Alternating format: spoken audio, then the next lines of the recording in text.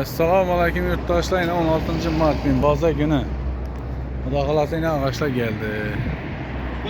Yine Xorazm Güç kanalına çıkarırsa telefon ömrü aytib ödemiz. Yine zakoni çotki ağaçlar geldi.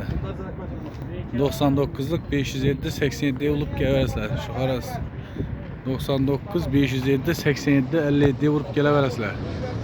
Yine Xuda qalasa ağaçlar geldi, acayip ağaçlar. Konkretni vəclə.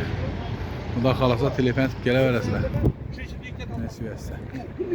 Skitke oturtdaqlar roz ayında, namaz ayında skitke var. Yurttaşlarımız yine mesela çetildirgen neler var, rəssedirgenlər, cay içində üçün. Skitke deyib bələmiz. Geleversizler yurttaşlar. Şahsi özüme çıkıp gelin, Xuda qalasa. Telefonlaşıb.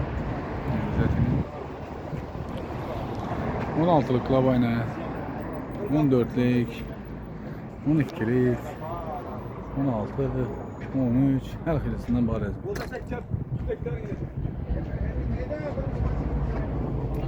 Sağ salamet olun, işleyin zahmet. Sağ olun, bay olun. Xorazm Güç kanalına çıkarırsa gerek olur.